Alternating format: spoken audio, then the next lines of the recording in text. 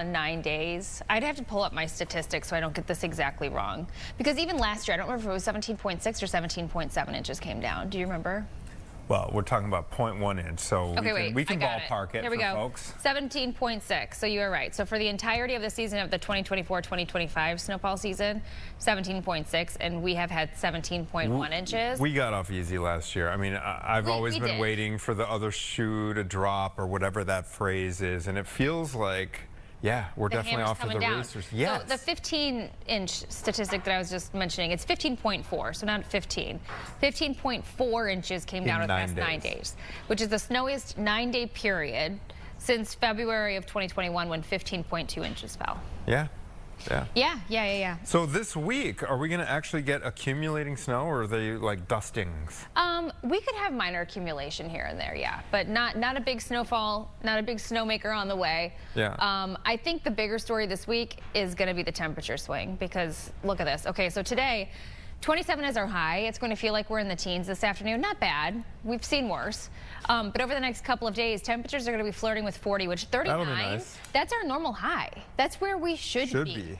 39. It's like we're going to be outside in our tank shorts. tops. I have been running out first thing in the morning. I don't know if you overheard me tell Anita this, to pre-start my car. I need, actually, it'd be kind of a nice Christmas gift if anyone's listening, a remote starter on my 2001 Subaru Impreza. A remote starter, because part of my new routine, I'm still like working out the kinks, because my cat always tries to jump out of the house, is going outside first thing, turning on the car, warming that car up, and then going back and finishing the whole get ready routine. That's, you know, so it's nice and toasty. How do you get a remote starter? Do you have to get, like, take it to the shop? Yeah, I would have to, because I don't know how to hook it all myself. up. It's expensive. But yeah, I looked into it. It looks like it's about like 250, 300. So not too crazy. Not too bad. I mean, expensive. Yeah, I'd pay a few dollars every time to not have to go out outside. there. Yeah. Yeah, depending on the day. Yeah. I get that. But you said you have a garage, right? We do, but it's just full. Didn't your dad sore clean out your garage or yes, something? he did. What happened? The garage is pretty far from the house, A, and then B, it just gets full of stuff. Lawnmowers. You need a shed. Bikes. We need a shed. I get it. Yeah. Yeah, we could use the shed. Yeah, heating up the car, that's unfortunate. But this weekend, so here's the thing too. 12, you said, for a high on Saturday. Right. Like 2 morning low. 2. And Christmas is sneaking up on us. So we only have a handful of weekends to get in all of those Christmas lights, right? Where you're walking around looking at beautiful things. Oh, yeah. This weekend might not be the weekend for that. Because it's going to be frigid. It's going to be frigid. Like zoo lights, you don't want to go on a 2-degree day. That's what I'm saying. Yeah. So, you know, maybe do your indoor things this weekend. That's the unfortunate part of that roller coaster of temperatures that I was teasing, is we're going to be peaking over the next couple of days, and then we plummet again. And as far as snow goes, we do have a little bit of snow possible. Even tonight, some snowflakes will be flying. Tomorrow, we have a mixed bag of precipitation on the way in the evening. But overall, not a terrible week ahead, Anthony. Not bad. Yeah, I heard one of you guys use the word manageable. Or tolerable? Yeah. Yeah, we can handle it, and then it'll feel good. That 37 will feel good. Oh yeah, the next couple of days for sure. Okay, skin care. We have have you noticed how good the skin care team is over at Rush? Yeah. The dermatologist over there. We're going to be welcoming in. Do we have Dr. Trivedi on the line? Hi. Hi. Hey, good to see you guys again. Yes, good to see you too. This is an interesting topic. This is like just, I mean, who knew? Who knew? Asbestos. There's some harmful ingredients in certain cosmetic products that are actually still on the market. So we are joined this morning by Dr. Megha Trivedi. She's a dermatologist with Rush University Medical Center. Can you run us through, before we really kick off things and dive into this asbestos question, to tell us about some of the ingredients that are still being used in 2025 that are harmful or potentially harmful? Yeah, so, I think this whole kind of topic came about because of talc, right? And talc in and of itself is not a harmful product. It's a soft mineral that's being used in multiple products, multiple personal care products like makeup, eyeshadow, bronzer, blush, dry shampoo. But the issue is that talc, the way that it naturally occurs, can be contaminated with asbestos because of the mining process. Asbestos and talc oftentimes occur together side by side in nature. So asbestos has been a major concern over the last 5 to 10 years in our personal care products and our, in our makeup. But again, that is again the major issue here today that we're going to talk about. So is asbestos being found, or is there just a concern about the connection between talc and asbestos? Yes. So again, there have been multiple independent reviews, also by the FDA, third-party investigators that have found asbestos within talc-based products, and so that is what has set off this entire essentially legislation. So in 2022. Because of all of these findings that talc contain asbestos, many talc products contain asbestos, there was the Modernization of Cosmetics Regulation Act that was passed, which essentially meant to expand FDA oversight in terms of testing cosmetic products. And there really has been no mandated testing for companies, standardized testing. And so that was the goal of that legislation. And under that umbrella, in 2024, there was a proposed mandate specifically for testing for asbestos in talc-based makeup products. And there was it was going to be rolled out. It was standardized, rigorous testing with microscopy. And unfortunately, in the last month or so, that has been withdrawn. That proposed mandate has been withdrawn by the FDA. That sounds insane because asbestos, I mean, I remember when we bought our house, for example, we had to like clear out. A whole team came in dressed in like these moon man, outfits to, take away this asbestos insulation that was around a bunch of the pipes in the basement. I mean, we did not mess around with this. You have to be certified to remove it. How is it even possible that in 2025 some of this material can find its way into products that are actually touching our skin? Yeah, it's a scary situation. And, like I said before, it's not impossible to think of, because when you look at asbestos, what is asbestos? It is a naturally occurring fiber material that was actually used for lots of things back in the day. It has fire retardant properties. It was an insulative material. So it was used, and now we know that asbestos is a class 1 carcinogen. It has been linked to various cancers, including ovarian cancer, lung cancer, mesothelioma. So it's nothing to joke around about. And, again, we know that the way that talc and asbestos are found in nature side by side, that mining process itself can sometimes lead to contamination. And that's why testing, purification, standardized testing that's science-driven is so important. What does talc do in these products? And can't we find an alternative to talc?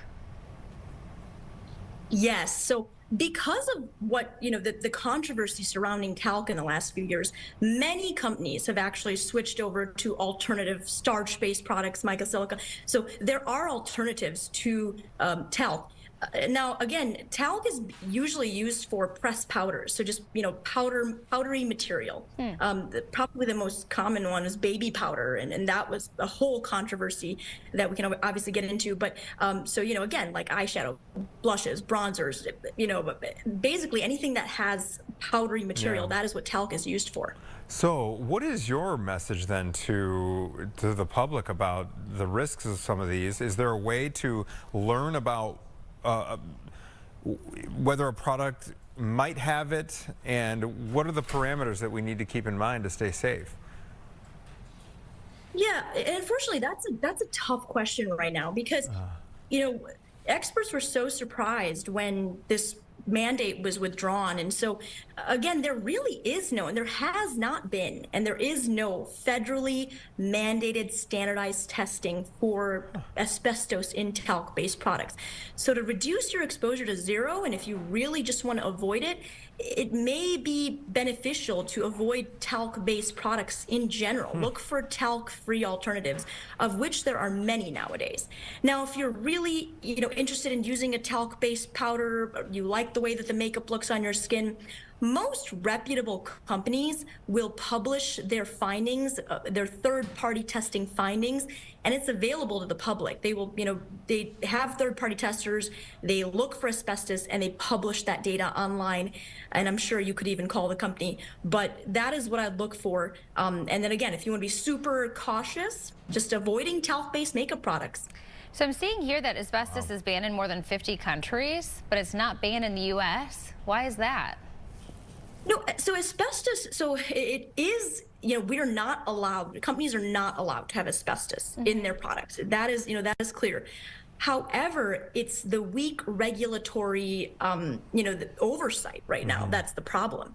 We unfortunately don't have a standardized method for companies that they have to follow for testing. And so, how they test, how many batches they test, if they test is really left up to the companies. And so again, it's so important to have standardization because, like I said, no amount of asbestos exposure is safe. That is so wild. So basically, if there is talc on the ingredients list, what you're saying, correct me if I'm wrong here, is that there is not a 0% chance that there could be asbestos in it.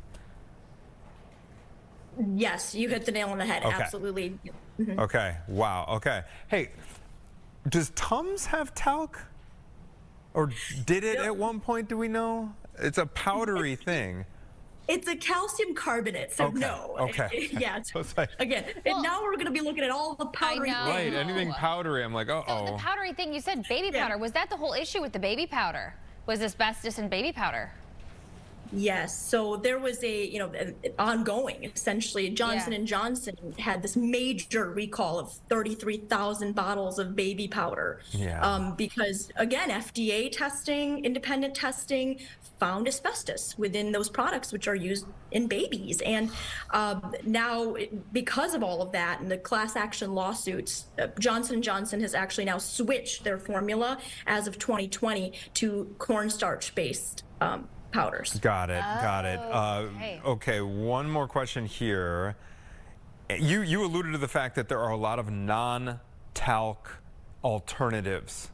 Okay, will you kind of set the what's the playing field look like? If you doing our in the news we have oil control powders and that kind of thing.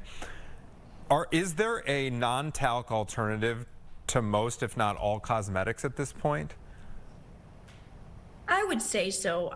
Because of all of this controversy, I would say so many companies, most companies have actually transitioned to their talc-free formulations. And so, again, talc itself is not an issue, it's the testing. However, I think because there is no regulatory oversight and companies want to make sure that consumers feel safe, a lot of companies have transitioned to alternatives. Okay, so the last question. We shouldn't be sounding the alarm, mass panic, throw away all your makeup. It's just one of those things to keep in the back of your mind when you're shopping. Look at the ingredients list. Yeah, so just to reiterate, majority of talc-based makeup products should not and do not have asbestos within them. However, keep it in the back of your mind, do your research, look for that third-party testing data if the product does say talc as one of the ingredients. Okay. All right. This is eye-opening. Dr. Megha Trivedi from Rush University Medical Center, thank you very much for your time. Really appreciate it. Of course, my pleasure to be here. Okay, happy holidays to you. It surprises me under this current health secretary, RFK Jr., because he's been so, for example, that red dye, like he was, and so I'm surprised that the crackdown moms on out there aren't. Exactly. Yeah. Talc. I want to see what it looks like. Asbestos and talc in nature. Like, what are you picturing? I'm picturing I don't know ever what to picture, because I do remember when we moved into our house, The pipes in the basement had this odd looking insulation, and they were like, don't even touch that. Don't even touch that. You have to have a team come in. They seal off the whole basement just to remove. She mentioned that it used to be used for insulation. Yeah. A whole team come in and just remove this like sock that was insulating the pipes in our basement. Well, I think asbestos was also used in flooring, right? Like Flooring, I wouldn't be surprised. Laminate flooring back in the 50s. Right. But I'm just curious to see, like, I just want to see a picture of it. Maybe on the commercial I'll Google it and just describe it to you guys what talc and asbestos look like in nature, because they're together. Yeah, they go hand in hand apparently. All right. Okay, we're going to cleanse our palate with a little break here before we talk about baked goods this holiday season. We are going to be joined by the author of the Hoosier Mama Book of Breakfast Bakes. I love that title. Yum. I'm Hoosier a Hoosier Mama. myself. It's a great weekend to be a Hoosier. Yeah, it's a great day every day to be a Hoosier. I would not disagree with that either. Coming off a huge win on Saturday over Ohio State, and now we get to talk about. It's such a great culinary state too. My mom's whole family, deep Hoosier roots, and their cookbook. We're actually coming up with a cookbook, like we're typing it all out and making it look nice, and the recipes are. What's your favorite? Let's see, I could go the chicken velvet soup. You ever heard of that? Velvet soup. Yes, you ever heard of that? No, what's the velvet thing. part? Rice? It's like I don't know how to, it's just good, it warms your soul. Creamy and delicious. Creamy. Exactly. Ooh. It's a creamy chicken soup. It originated at a department store called Ayers. LS Ayers. Have you ever heard of LS Ayers? No. The department store back in the day. Okay. I bet Paula Haney could probably, she's nodding her head, yes. She knows what she knows what I'm talking about. The Hoosier culinary, my grandma, I mean, this is taking me back. So we're going to take a quick break, and then we're going to be joined by Paula, who is going to run us through Hoosier that Mama cookbook, Pie. Hoosier Mama Pie Company. All right, that's when we come back. Stay with us, everybody.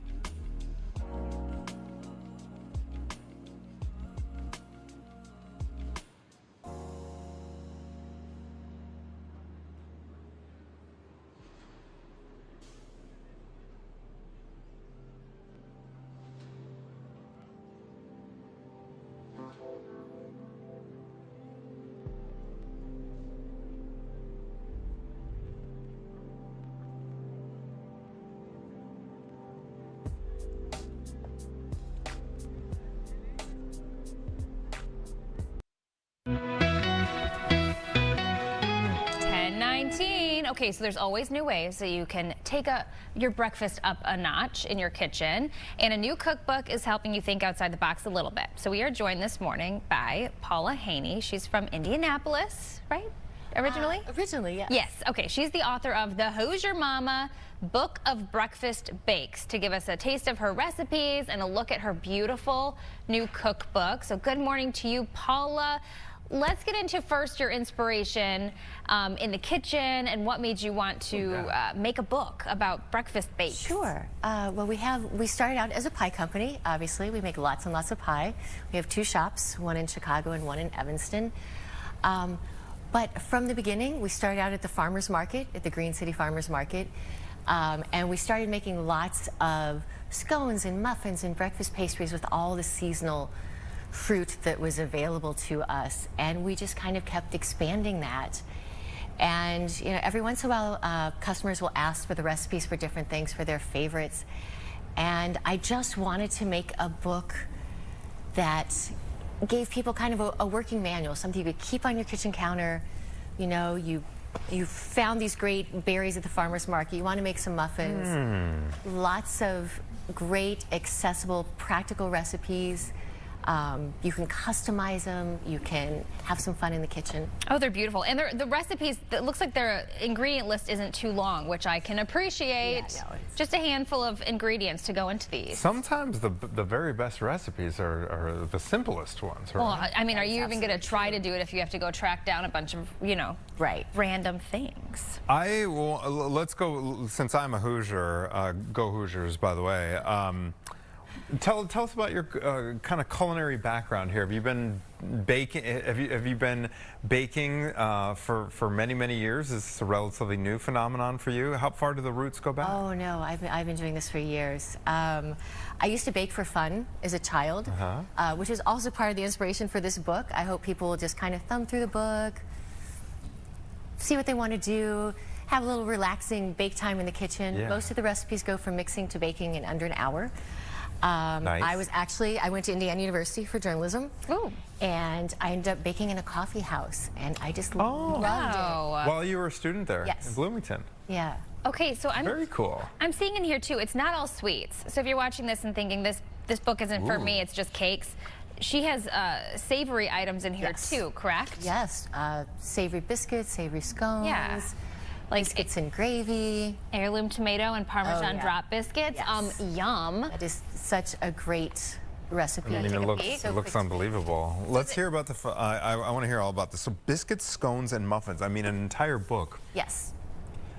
To biscuits, scones. So there must be a ton of variety. Let's talk about the book real quick, though. Sure. My wife is a photographer, so I'm kind of curious. When she does portraits mostly. Okay. But occasionally, it'll be like a jewelry designer or a cook or something, and it's a totally different beast. How did you, are these all your, how did this book come together, and how did you decide on the layout? This is beautiful. Thank you. Laura Sherb is our photographer, and I am very inspired by the 30s and 40s, kind of the heyday of Americana cooking. Yeah. And we wanted the pictures to reflect that, and to look like an old cookbook. It looks like something you might see in an old Betty Crocker cookbook. Okay. But also make sure we got lots of texture in there. So you literally had to do, I mean, there's hundreds of recipes in here. You had to do each one and coordinate with the photographer. Is yes, that? Absolutely. That is a lot. I mean, these are things we make in the shop every day. Oh, okay. And some of them are recipes I've been making before I even worked in a professional kitchen. That's what I was going to ask is, what do you do now day to day? Are you just every day in and out cooking things, coming up with new ideas because this is such a passion of yours? It just depends on the day and what's going on at the shop. I mean, obviously Thanksgiving I was baking a lot of pies. Yes. It was great when we were testing recipes for the book. I would get to go in and kind of do my little thing in the corner and experiment with some things. But everybody that works in the shops contributed to the book, comes up with ideas and things that they would like to try. Some of this is just, look at that cinnamon roll started watering. with the icing. And then I was looking at tell us about the PB&J knots. Oh my gosh. This is a fun recipe right here. Tell us about this one here. This is just our basic, I'll say basic, brioche, which is a buttery, slightly sweet bread, but you can just do anything with it. And so that was one of the great ways everybody in the shop collaborated. I would make a batch of the brioche as we were testing it. I'd come in the next day and there'd be a plate of pastries on the table saying, hey Paula, try this. So that we just roll out brioche dough, spread it with peanut butter, spread it with jelly, and then just roll it up, let it proof, and bake it. Okay, so Paula, you're eating this stuff Awesome. fairly often, I'm sure. What is one of your items that you could just eat every single day? Oh, That yeah. if someone has the opportunity to get their paws on, what should they Oh my pick? gosh. Okay, well, I have two. Okay. The first one is biscuits, because I love Oh my any gosh, kind biscuits of are biscuit. so Like good. biscuits and gravy or biscuits with sweet sauce? Any way Okay. you can eat it. I love it with apple butter or honey or sorghum butter. It's great with biscuits and gravy. We make a lot of biscuit sandwiches in the shop with bacon and egg Oh, and yes. cheese. So that's a no-brainer. And then the other one is the brown butter cinnamon roll that you mentioned. Oh, yeah. Really? It's really hard to resist. Oh, the brown butter is the, Yes. is the secret sauce, I bet. is. This would, how long did this take you to pull all this together? It took us Paula? about a year. Okay. What has the reaction been from people who are trying your recipes?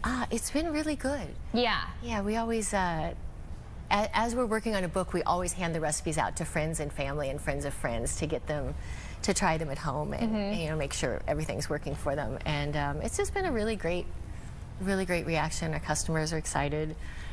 And I love that. What would you say is the recipe in here that you has gone back the furthest, like your roots? You said you were baking as a kid. What one of these recipes really just screams your name? Sentimental. Yeah. Wow. Oh, so- Wow.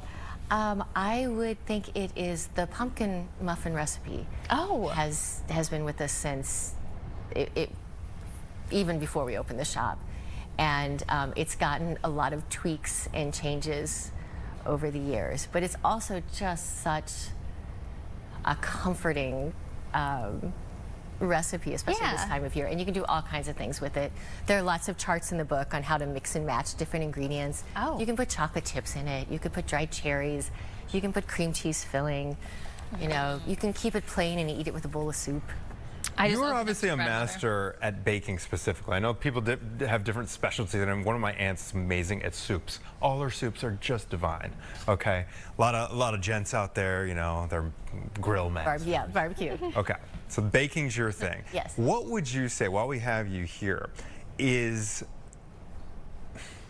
what mistake do you think most amateur bakers make out there, or what would be a piece of advice you'd tell people to zero in on their baking? I know I've had certain baked goods over the years come a little dry or something like that. You know what I mean? Yeah. What would you say could be a couple of rules of thumb, perhaps, Okay. that Well, you might share? The first one's going to sound really obvious, but I've done it. We've all done it. Read the recipe all the way through Oh, before you- get started. And that way you're not trying to do weird substitutions in the middle of it.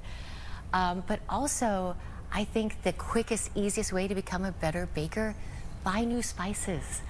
You know, we've all had that No way. can of cloves in the That's just back. been in there in Yeah. the drawer. Yeah.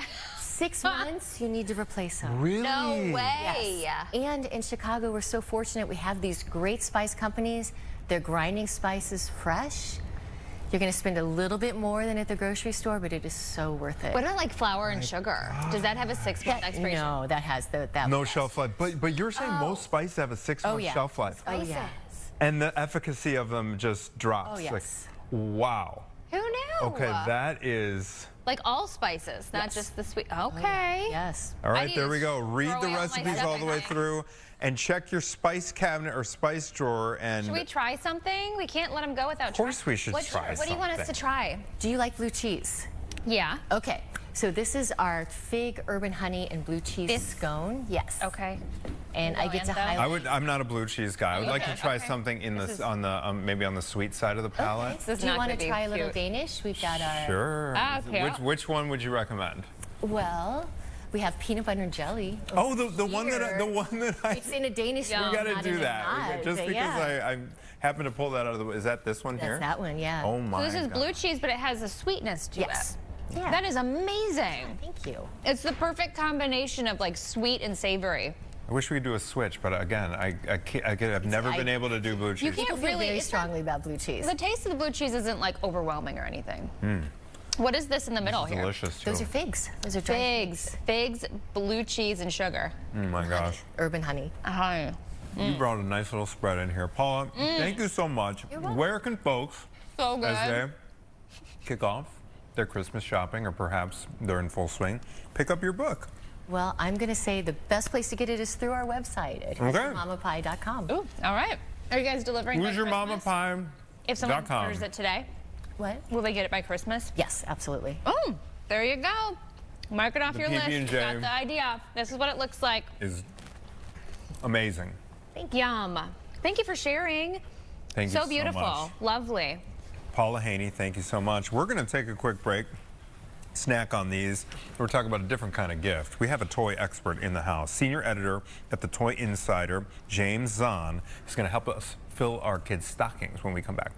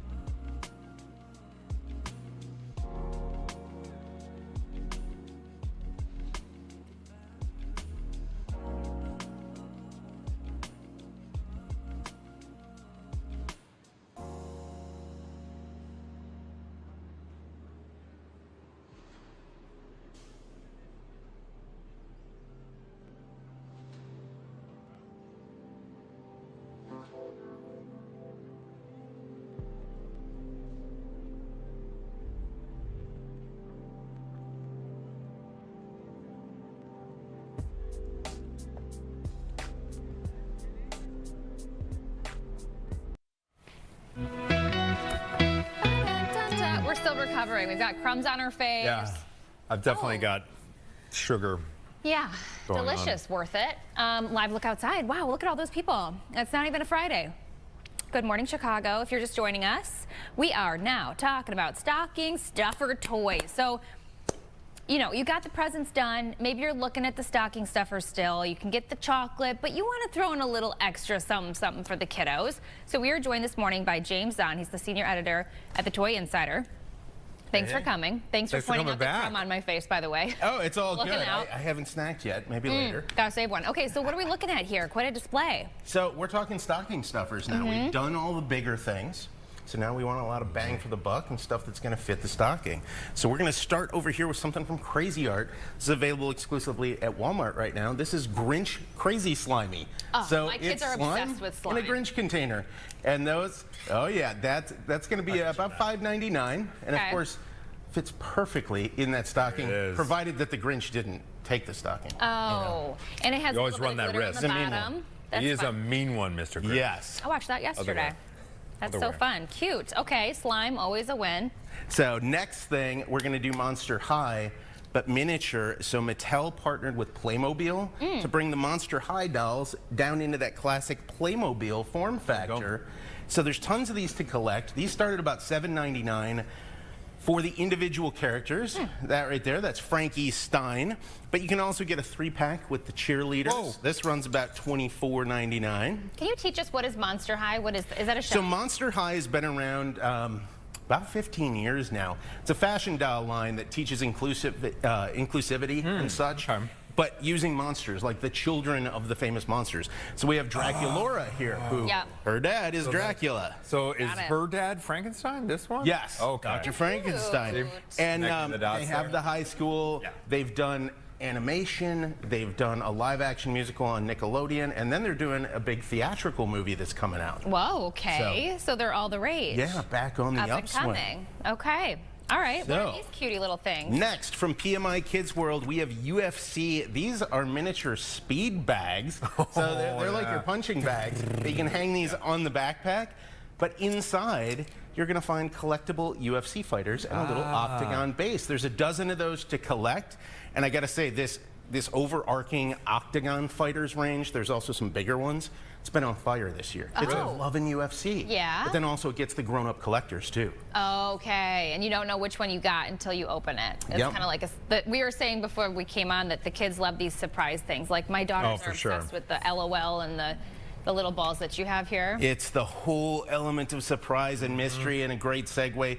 Zuru has their 5 surprise line. This right here, these are the My Mini Babies Series 2.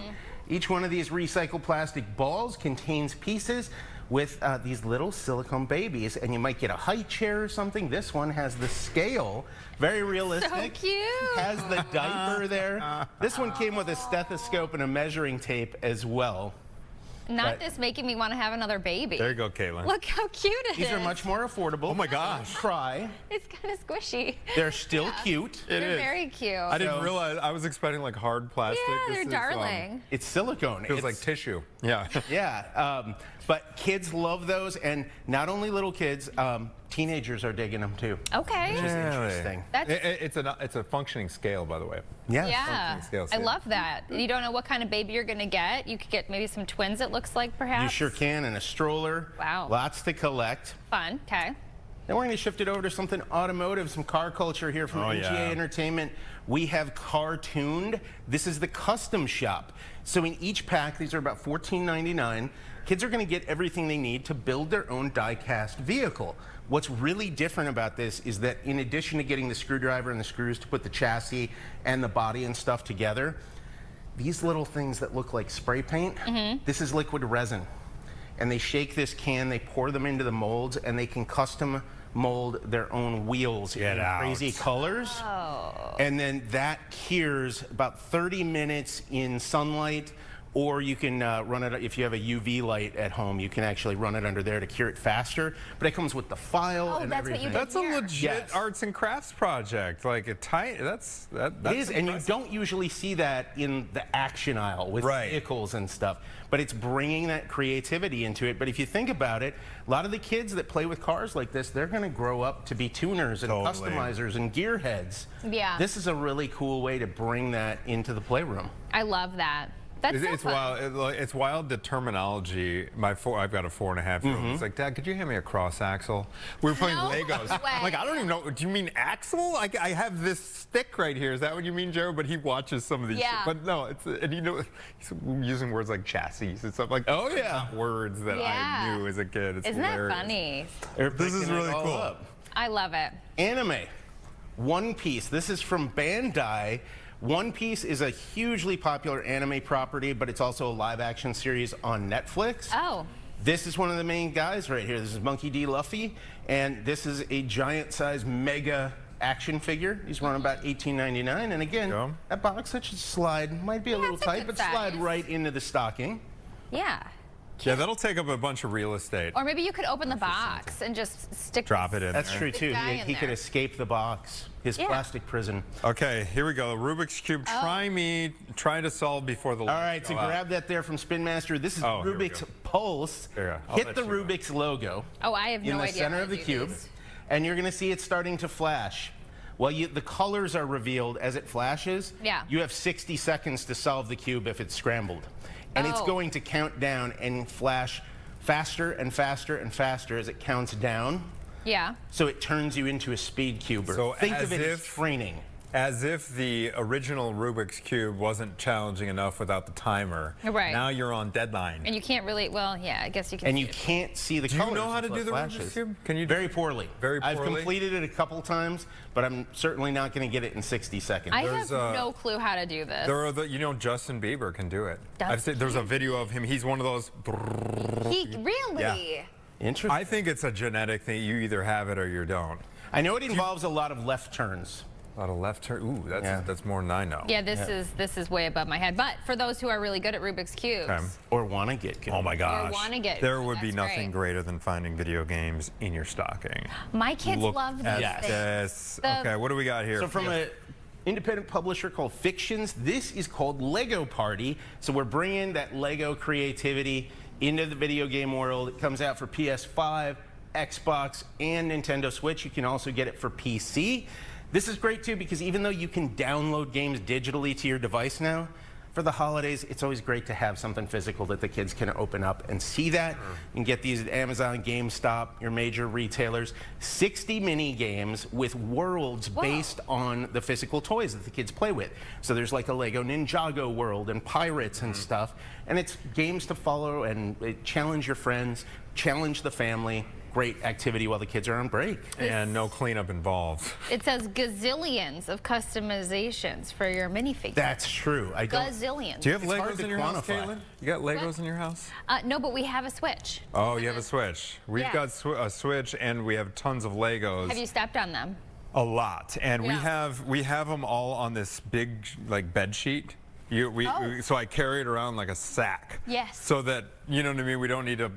That's another Sweeping- winch style thing. Right, it Pour all does the look gifts like on it there, does look like a pull big it up in a sack, and sack whenever and Gerald walk wants to away. move it, I'm carrying this huge sack of Legos around my You house. should invent something. But I know, and that's why I'm like, if he could build in the virtual world. I mean, not that I'm encouraging screen time over three-dimensional time, But if you're still, in the car or nice something, little, it'd be a good little option break. over like a show. Nice little break. These are some great ideas. I wanted to ask you too, because the last time you were in here, it was on the verge of that show, and was it in Rosemont? Yeah, we went to the Chicago Toy and How Game was Fair. this year's? It was great. fair? It was really well attended. Families loved it. You know, it's a great event. It's put on by People of Play and the Toy Association every year. And there was all kinds of hands-on activities. There was an award show that the industry got together for on Saturday night. But the best thing was seeing thousands of local Chicagoland families going hands-on with new toys and games, in many cases getting to meet the people behind these products, and then leave with really great ideas. And they could also shop too, so a lot of the stuff was on sale there. But it was a really fun and vibrant event. Really My cool. question is there like a hot toy? One hot toy, if you had to pick. You know, back in the day it was what, the Elmo or whatever? In Chicken my Elmo. day, it was the Voltron. Oh yeah, we Voltron. talked about that last time. Is there one this year? So what I always say is because the world has changed, where you're not necessarily going to have that Cabbage Patch Kid that every boy and girl has to have. We put together a Hot 20 Okay. at the Toy Insider. Because within that list, every kid's going to be different. Every family's going to be different. You should find something that is great for the kids on your list. There's not really that lightning in a bottle thing anymore. You mentioned Elmo. That's good because That was- when it was like that. Oh, go ahead. Competitive. Yeah, No, it got that so was, that's competitive going up again. on 30 years next year. That was 1996 when Tyco released that, and now you can get a version of it from Just Play. But that it's sort of like the movie Jingle All the Way, where the dads are chasing each other, Yeah. and you know, people. It's just mass Yes. chaos. Yeah. Yes. We don't see that as much That's anymore. good. 'Cause it- I'd like to see it. You though. would like I to see think because it would like be hilarious. I always think about the all those thousands of kids that are left disappointed that they did Yeah. that they didn't get their One hands left. on the one thing like But you know, Amazon and resilience. you yeah, can it teaches it builds character. Right? buy all this stuff online, and there's just an endless supply. It almost seems. Yeah, but even with that, it becomes a craze you don't necessarily see because then grown-ups are chasing these items and then they jump over to like eBay or something. And Right, people are and they're flipping them. upsold, right. Back in the day, it was, you know, like the, hey buddy, want to buy a watch? It was like they were selling it out the Cabbage Patch out of the trunk of the cars. Right. That was really happening. And there still are big moments. Like a few years ago, Fingerlings was a big craze in 2017. Shopkins a couple years before that. So things will hit. Labubu's this year. Labubu this Labubus. year, but I don't consider that a toy. I think it's more of like a fashion accessory. Okay. And it's also not within reach for a lot of families because it's expensive. They're available mostly at Pop Mart. Not everybody has a Pop Mart by them. But like everything, there's a lot of companies that are kind of chasing that look, which they're calling vinyl-faced plush. But if you think about this, not a new thing. I think the Teletubbies might want to work. Okay, yeah. You know, it was have a word, vinyl-faced plush. Yeah, you're right. So now you've got the Labubus. There's other ones out there. Kimon is another brand. MGA just came out with Bratsies. It's Bratz dolls, but with the vinyl face and the plush body. That is so funny. So lots of people going after that form factor. Yeah. And you can find them more affordably and more at mass retail. Not to discount what Labubu is, but Labubu is what I call an overnight success that took 10 years. It's been out since 2015. You're kidding. But it's just Wow. hitting here. What was the Social media, wasn't it? social Like a media? celebrity? Social media. I think one of the ladies from Blackpink, I believe, the pop group, Okay. was spotted with it on the bag, And then and it just- blows up. You never know where things are going to pop out from. Yeah. You know what? After this segment, I think these babies are going to. There you go. That thing is, I did kind of get a She's kick very out of that. soft. Very soft. All the stores in James Chicago, on man, gotta hit Toy 'em up. Insider. Thank you very much. Happy holidays. Happy Good luck, all you Santa's helpers out there. Yes. Great ideas, courtesy of Let James. your elf on the shelf know. Yeah. All right, we're going to go to a quick break, and when we come back, this is going to be cool. We have Jeffrey Bear in studio, longtime colleague of my old man. Yeah. They worked together at WTW for Sweet. years, and he is going to be speaking to us about Chicago Works. And this is a film that focuses on the behind-the-scenes folks here in the city of Chicago. We're talking about how the bridge, Wednesday bridge lifts. Yeah. When you think questions in your mind, Exactly. like, how does that work? Yeah. The people behind the scoreboard at Wrigley Field. What does it look like back? Jeffrey's this new piece of journalism is going to take us inside the scoreboard at Wrigley Field and some other behind-the-scenes stuff in our great city. So we'll be right back after a short break.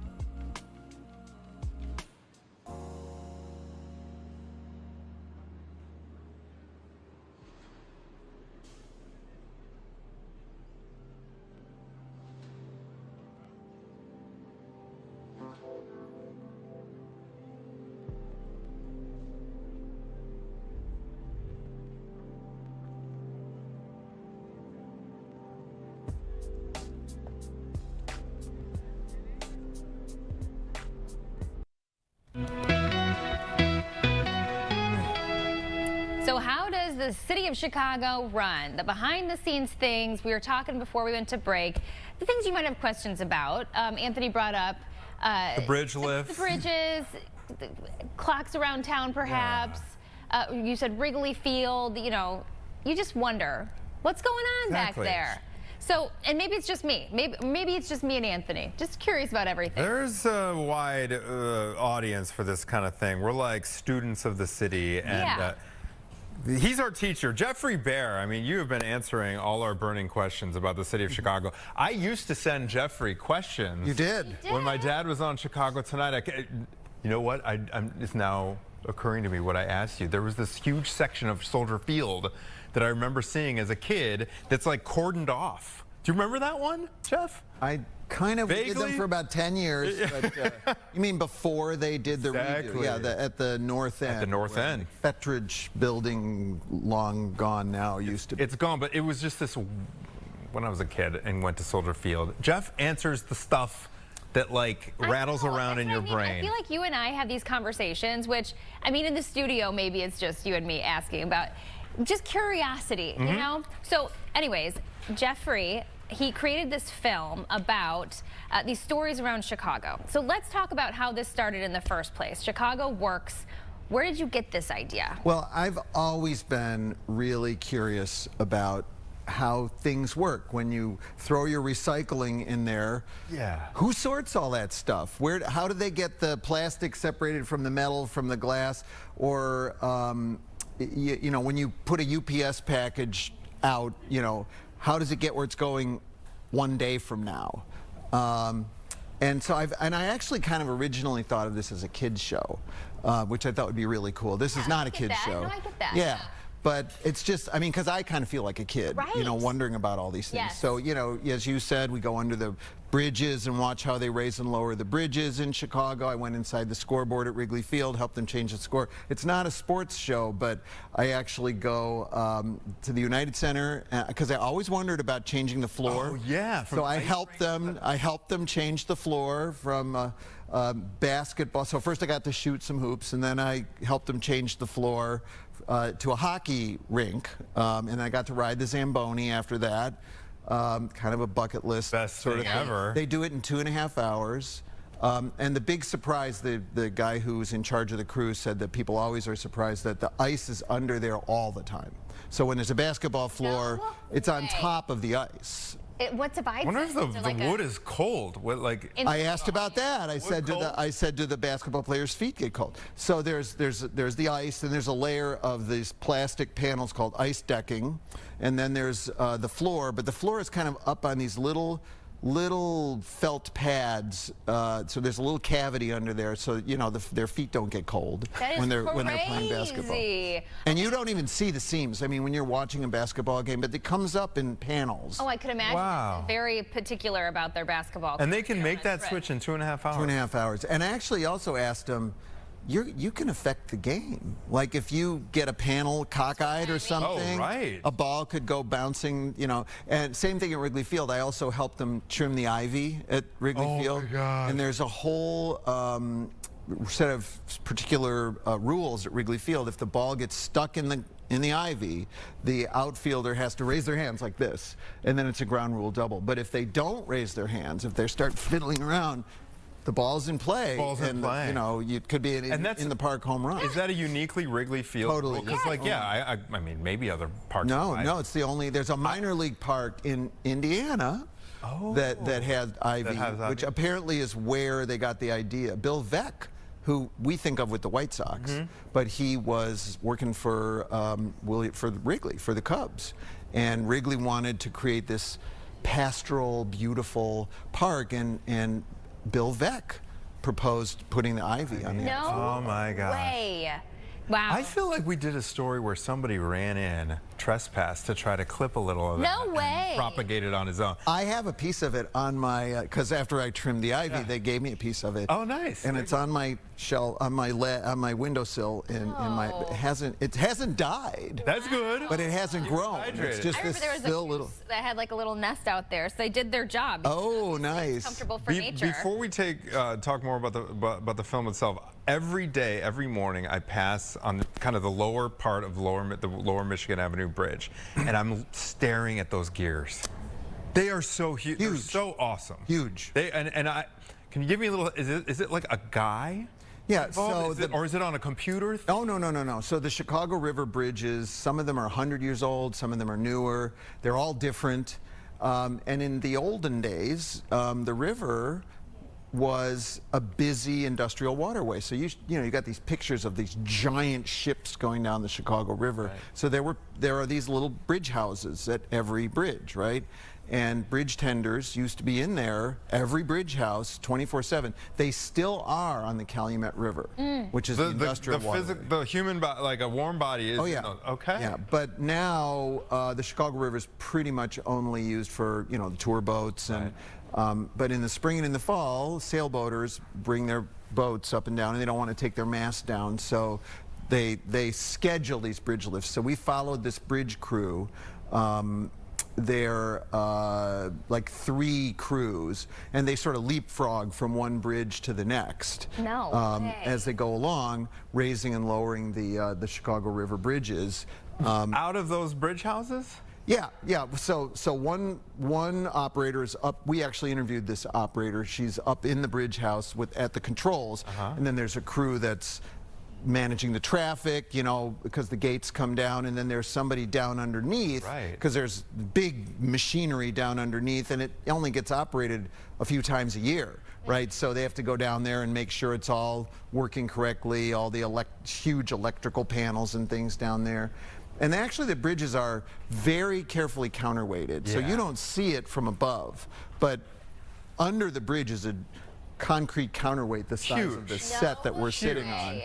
And so the bridge is very precisely balanced, so it only takes a very small motor to raise and lower the bridge, because it's like a teeter-totter. Fascinating. I have a question. Out of all of these different things that you explored, is there a story, because I'm sure you spoke with people who have worked there and who have had stories passed down over the years. You mentioned how some of these bridge lifts are 100 years old. Any story that sticks out to you in your mind that was like, whoa, that's really interesting that happened? Well, what really sticks out to me, and I should have talked about it earlier, really, is the pride. This is a show where I thought, we were going around, we were at the UPS sorting center, we were at the recycling place, I helped feed the whales at the Shed Aquarium. Went to overnight shift at the International Produce Market down in Pilsen, because where does your produce come from? And I thought that everybody'd be like, get out of our way, we're busy, we're in film crew, we're busy. They were so excited to have a film crew showing what they do, because nobody ever knows what they work so hard. And the guy at the produce market said, and they all talk like this. You throw a watermelon in your cart, you don't think anything about it. But we're here at 2 in the morning, making sure that your grocery store has a watermelon. And his job, he's the watermelon buyer. No way. Is he's got this incredible knife, looks really scary, and he carves open the watermelon. He's got a sweetness meter. What? And he pulls a chunk of watermelon out and he drips it into the sweetness meter. And he goes, hey, that's a 13. That's a good sweet watermelon. I said, is it too sweet? He just looks at me and goes, it could never be. Never such too thing. sweet. So, and he said, we're here at overnight, making sure you got a watermelon in the grocery store. I'm going to nerd out and full out nerd out. Jeffrey, we're almost out of time here. Where are people, when, where, and how do we check out this film? Okay, so the show is called Chicago Works. It's on WTTW, Channel 11, tomorrow night, Tuesday night, 7 p.m., right after Chicago Tonight. Yes. Formerly hosted by your dad. That's right. And then, of course, you can watch it anytime, anywhere on the WTTW, the PBS app, on our website, WTTW.com/ChicagoWorks. In its entirety. In its entirety, and there's lots of extra features on the website. I was going to say, let's do more of these. It was fun. With the list. Yeah, how many?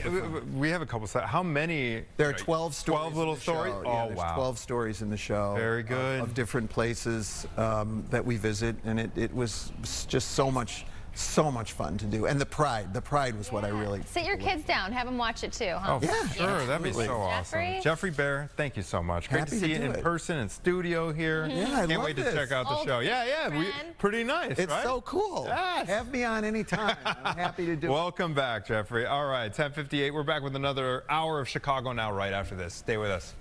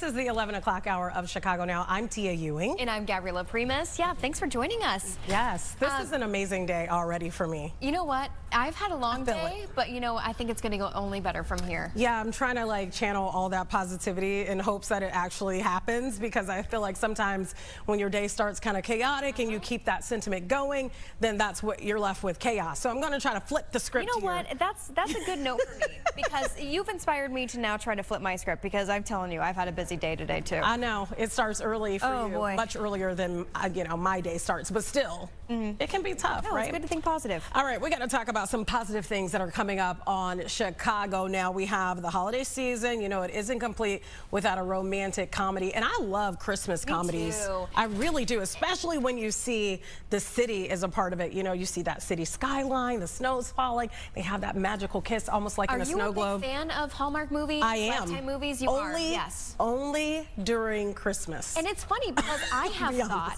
that's true, that's a good note, not Christmas in July for you. Okay, Right. got it, note taken. But I've always thought that Chicago would be the perfect place for a backdrop for one of those It movies. is. Well, now we have Yes, one that is taking it's happening, and a local filmmaker will be with us to talk about a Christmas in Chicago. I absolutely love that. And you know, during the holidays, you know, people have holiday cookies. They come up with all kinds of fruit cakes. Are you a fruit? I can't stand fruit cake. I'll be honest. I don't really love it. What's a Chicago style like fruit cake that everyone makes? It has a certain name.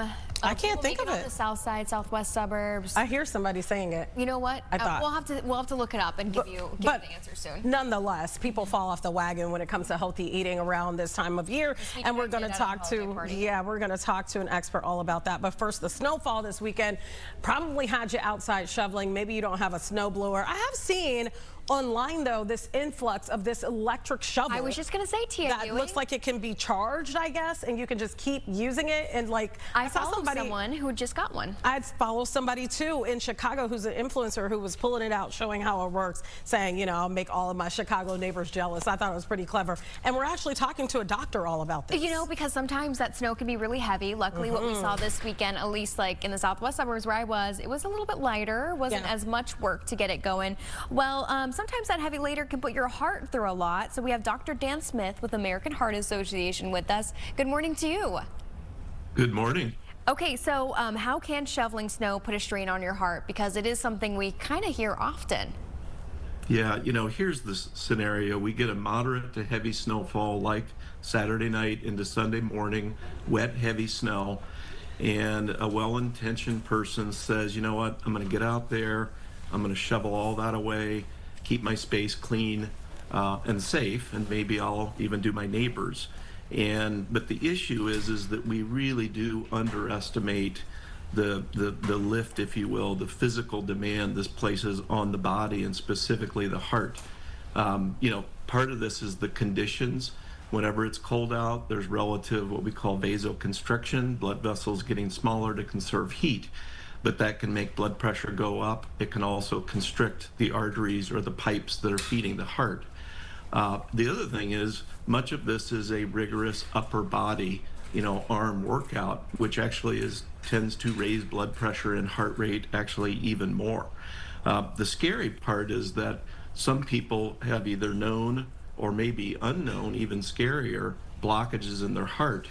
Then they take on this rigorous activity that they're not used to, and this can actually lead to symptoms of lack of blood flow to the heart, like chest tightness, maybe neck ache, nausea, dizziness, etc. Or worse off, the heart can become irritable and somebody can suffer a cardiac arrest. You know, Dr. Smith, I unfortunately know someone that this happened to. They were out there shoveling. They had a heart attack, and they were found dead, sadly, in the snow. Clearly, they didn't know they had any heart issues. Who's most at risk in this situation?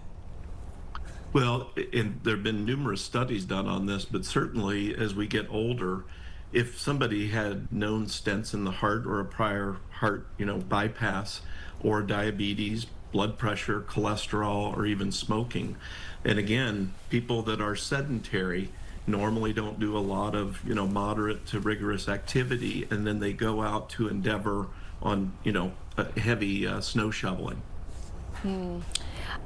You know, what should we do if there is a lot of snowfall and maybe you are, you know, one of those people that may be at risk or at least want to take a break, maybe not that in shape? Is it taking breaks in between? Is it trying to hire a service altogether, or what would be your advice?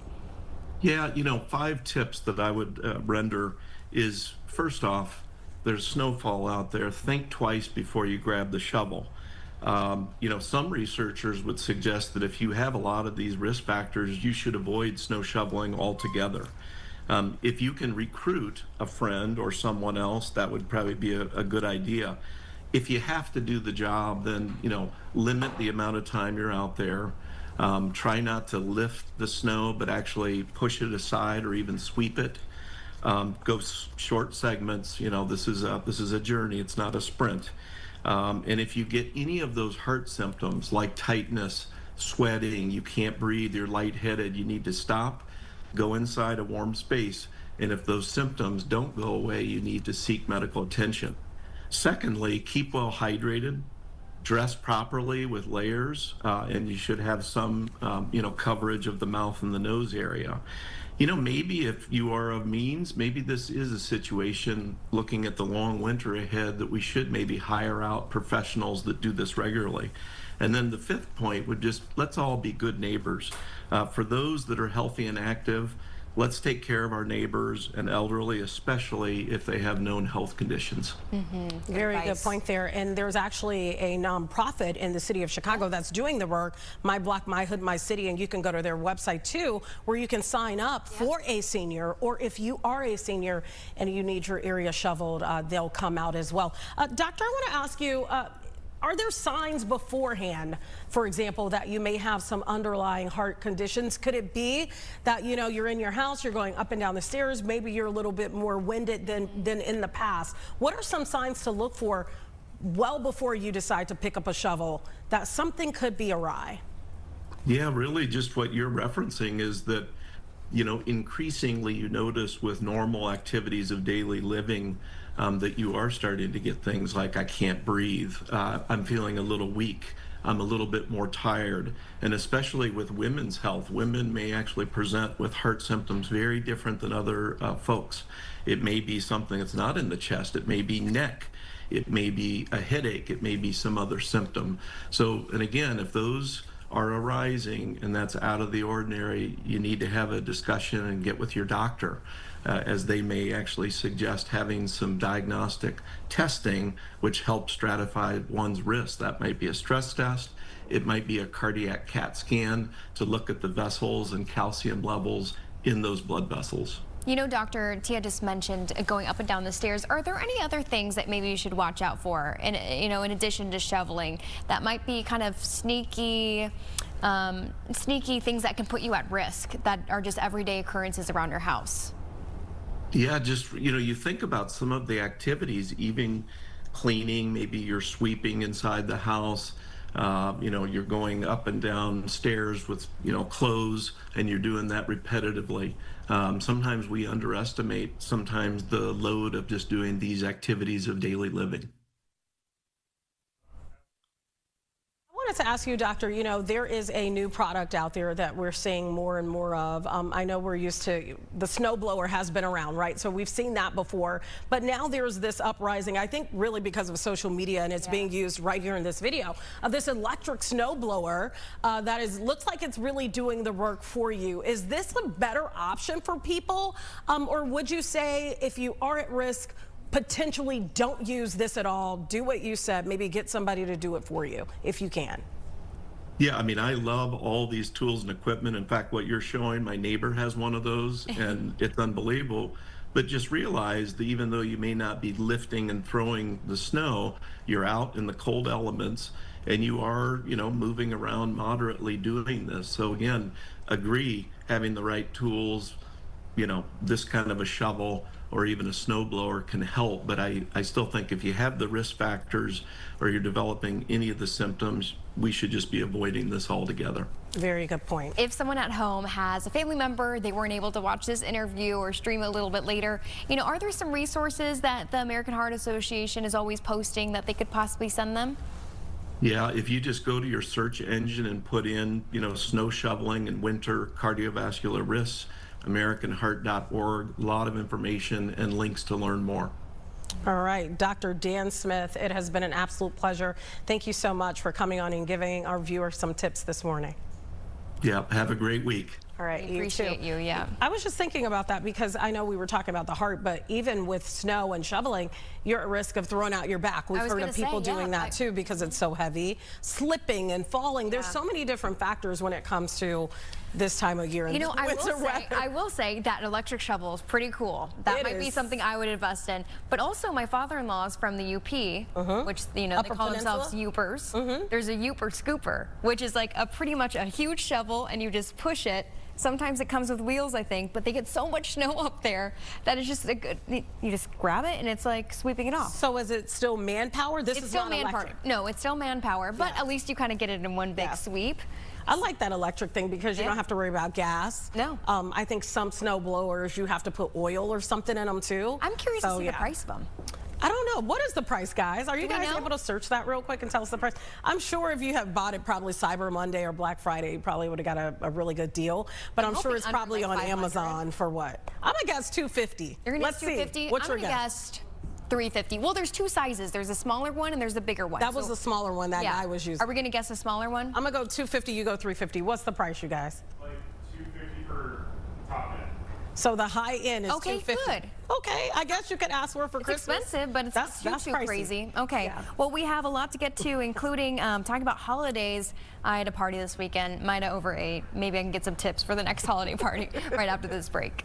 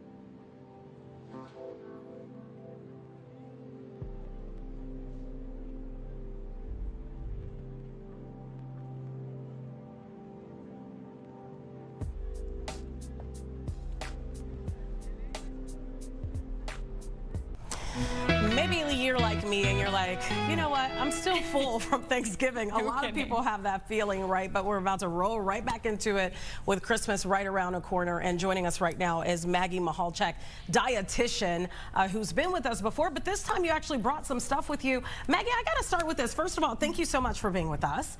And let's start out with this. What are some common mistakes? I know, like, I've heard people say, you know what, I'm just going to eat less as we lead up to the holidays, you know, less calories for myself. What are some common mistakes that people do around this time? Right, so we're in that season, so many different holiday parties, holiday get-togethers, office parties, between the desserts and the apps and all the snacks, like, it can really add up. And I definitely don't say, you know, don't enjoy any of it. I'm a proponent of enjoying what you like, but there are some strategies to make smarter choices and to just be a little bit more mindful when there are so many different choices around. So one thing that I see, and it's a common misconception, is not eating enough throughout the day to save up calories for that party later on. And this strategy can actually backfire. So it's not really something I recommend, because then you go into the holiday party and you're super hungry. So instead, I recommend having a really good snack before you go to set yourself up for success, to be better able to make healthier choices when you get there. And it looks like high protein, high fiber kind of thing going on over here. Exactly. That's the combination you want to aim for. A high protein snack like Greek yogurt, cottage cheese is another great one. Pair a piece of fruit with nut butter. That's a great fiber and protein rich snack. Something that's going to keep you a little bit fuller, and then you'll be better able to say no to the things you don't actually want at the party and really enjoy the things you actually do want to enjoy at the party. One thing I think of right away when we talk holiday party, I think of alcohol, right? Yes. And the sugar content and all of that. What do you say people can replace some of that with, so you're not constantly drinking the whole time at a party? That's true. Those calories definitely add up. So many of these like fun holiday cocktails are actually packed with sugar, packed with added calories. Such a quick way that adds up. I'm a big sparkling water fan, so if you can make something with sparkling water or club soda, that's going to take the calories down a little bit. Pomegranate juice. Pomegranates are in season for the holiday season. I feel like that's such a festive touch, and pomegranate juice is packed with antioxidants, and like a little bit goes a long way. So that's a great, you know, add to a splash to make a spritz.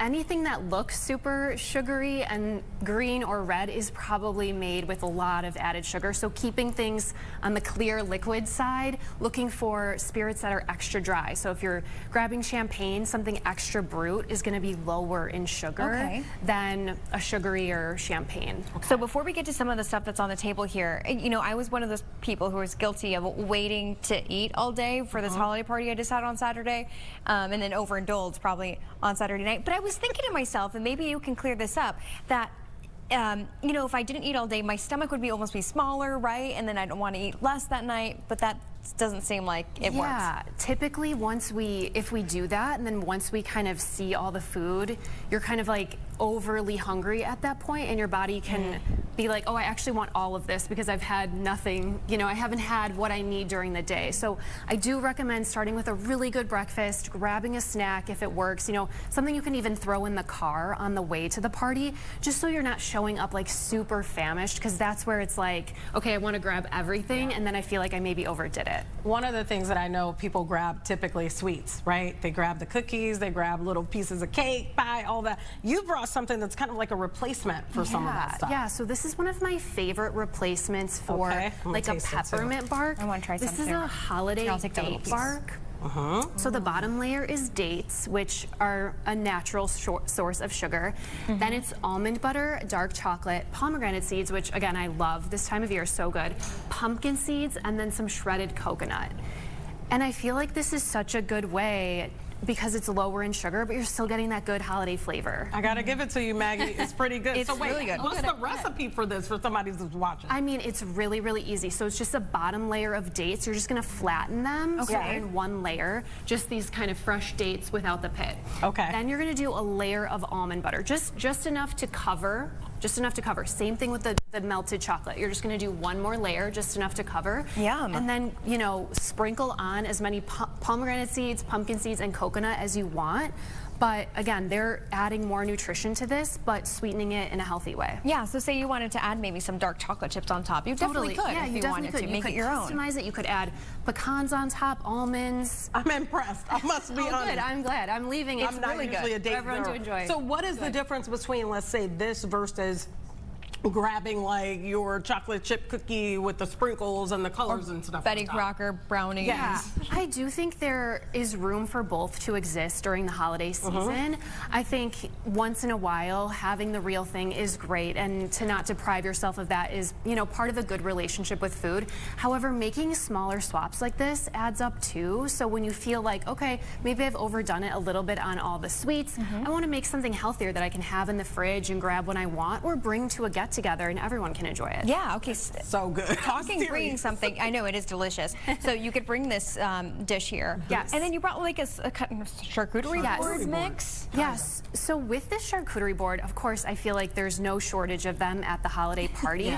But my strategy for navigating this in a healthy way is put what you want to eat on a plate and then step away from the snack area. Okay. And that's going to help make more mindful choices. So when there's so many boards around with all these things, they look so great, awesome to enjoy, but put what you like on a plate, and then you're not in the grazing area. That's true. And then you can just enjoy what you want that's on your plate, and then assess if you need more or how you're feeling. Now, I've seen people use at parties the plates that kind of already are sectioned off because they feel like that'll make you stay, you know, with the smaller portions. Do you agree with that? I agree with that. I think that's a great way to visually see what you're eating as well. You know, maybe you put a little bit of salad in one container and then you kind of have all the rest of the holiday sides. That's going to be a great visual cue of like, okay, you know what, I had some vegetables, I got that in, and I'm also enjoying what I want, but I see my portion size here. Let's talk about the salad too, because it's nice and colorful. Yes, also very includes colorful. pomegranates. Yes, yes. I love them as a pop of color on so many different things this time of year. They add so many antioxidants. They're a good source of fiber, so you really can't go wrong. I love a good holiday salad. I think that can be part of a spread, and I think people will be excited that there are some greens they can put on their plate as well. It doesn't always have to be about all the other sides. Just a little bit of salad goes a long way. So maybe you spruce it up with some pomegranate seeds. That kind of catches the eye and gets people excited to see and want to eat it. Yeah. Let me ask you, in terms of doing this, right, do you advise that, because I'm one of those people where when I know I'm going to eat, I kind of ramp up the exercise. I mean, I'm going to be honest with you. I'm like, good idea. okay, so I know I'm going to eat today. Let's go for that run today, maybe as opposed to, you know, a couple of weeks later when I know I'm not eating as much, I kind of wane a little bit on the workout. Do you advocate for that too, making sure that you're still getting in your workouts at the same time? I do think it's a great idea to maintain a good exercise routine during this time of year. It also is easier when January rolls around and you sort of want to get back into that routine. So as much as you can prioritize it this time of year to feel good, I'm a huge advocate for that. And again, it's just that finding that balance that works for you. So it's, you know, enjoying the foods that you want, honoring your body, doing exercise that makes you feel good. I think it can all really work together to help you feel your best this holiday season. Yeah, that's a good question, because I feel like a lot of people think the same way as you, which is good. That's, you know, that's a healthy way of thinking. One thing I want to ask you, because I know that you're very active on social media, Once Upon a Pumpkin, correct? Yes. A lot of things I'm hearing on TikTok, Instagram right now, Tia, is no refined sugar in some of these recipes. I don't really see a lot of refined sugar in these, so these would be good options. And why is that so important in our diet? Yeah, so refined sugar is in a lot of packaged items that we see every day at the store. It's in sneaky things that we wouldn't even think would have that sort of added sugar, so I think that's why it's getting, you know, a lot of talk online too, is like people want to communicate that we should be looking for these added sugars and stay away from them when we can. And it is a good idea to make sure we're eating as less as we can in terms of added sugar. The good thing about the dates is they're a natural source of sugar. Something like dates or honey or maple syrup, they are sugar, yes, but a more natural source. I love this. And I'm getting serious. Fiber in the dates, so they're true, great. yeah. I'm definitely going to try to make that. It may not taste as good as yours, but I'm going to try. I want to ask you, because you're a registered dietitian, I see it a lot on social media. People are saying, you know, start off the new year, get yourself a dietitian, your insurance pays for it. Yes. Is that true? Yes, that is. Many plans do include at least like 10 to 12 sessions with a dietitian. So I do recommend checking your plan, checking your coverage to see if that's included, because that's a great way to start the year. You know, get your questions addressed, get a plan with a dietitian who can guide you to make healthy choices safely. And oh, sorry, go ahead. I just had a quick follow-up. With that plan, are you like, because, you know, different heights, different, you know, ethnicities, they hold weight differently. Yes. Is that something that a dietitian goes through with you? Absolutely. It's very individualized. Yeah. So I think you would be able to find someone that you really match with, that you'd be able to discuss all of your, you know, health with. That's what I was going to ask too, because like, how would you know if it's, you know, like, if it's one size fit all, but it sounds like you're really wanting to hear their goals. Are you making a whole meal plan for them then? Absolutely. So most dietitians take a very individualized approach, and it will be a collaborative process to hear what your goals are and work together to make healthy choices and to set really realistic and attainable goals together. I'm just curious. And I don't want to put you on the hot seat, but what is your take on, well, because I know you're in this dietitian space and healthy eating space, but we're living in a world now where people want it quick, right? They don't want to wait, you know, 2-3 months to maybe see some of the results of shedding the pounds. What is your take on some of these quick drugs like Mounjaro and all of these drugs like that? Yeah, so they can be a quick solution, but they don't come without side effects. So I do think that it is super important to consult with a registered dietitian before starting one, consult with your doctor as well, and really understand what lifestyle choices need to go hand in hand. I don't think it's a good idea to just start one without all of the information and the facts, because there could be medication interactions that you don't know about, other things, other underlying things. So it's really important to start that with a healthcare professional, with a dietitian, with a doctor, to get on the right track there. Yeah, it's a good question, because I actually have heard online too, dietitians saying, like, if you are going to take this drug, like, great, but make sure you're incorporating some of these healthy habits while you also incorporate the drug to help you in the long term.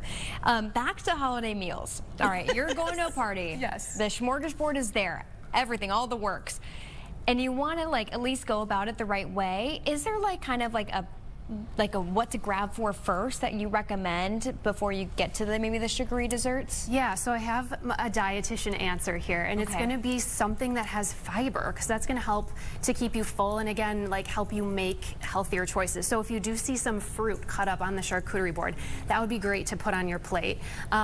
Something with dates that has fiber, that would be great to put on your plate. Something like that is going to give you a little bit more fullness, and then you'll be better able to make choices on what you actually want to eat later. But then what would you say, protein next? Yes, yes. Protein next, that's a great rule of thumb. And then by then, once you're ready to hit the dessert table, you can be better, you know, feel like, okay, what do I actually want to eat? What do I actually want to enjoy?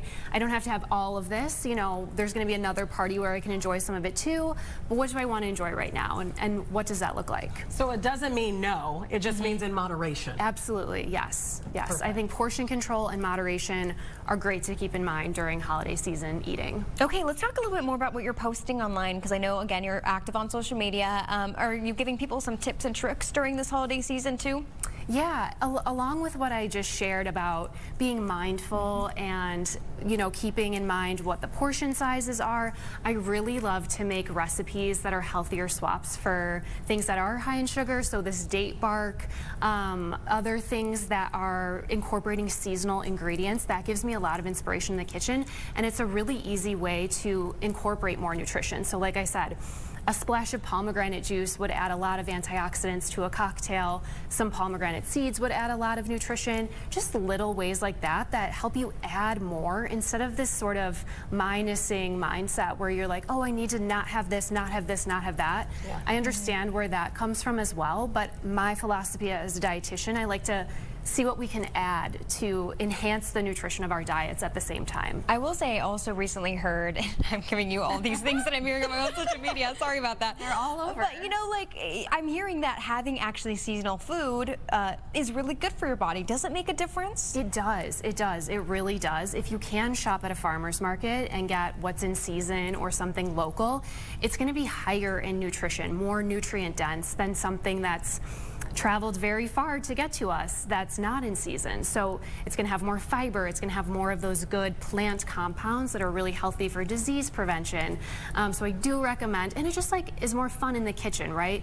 What's in season right now? Okay, squash, pomegranate, how can I add that to my meals? Okay, so, peppermint mocha's in season, but maybe not. I know. And I know you said like this is healthy, but eating almost all of it doesn't mean that it's still healthy, right? You still need to do it in moderation, like you said. Yeah, and the great thing about this is you can kind of cut it up however you like. You can stash it in your fridge in a container, and then, you know, have as much as you'd like, and you know it's there, so you're not needing to have it all right at the same time, but can enjoy it over a few days. A lot of sugar, a lot of fiber right there. I know.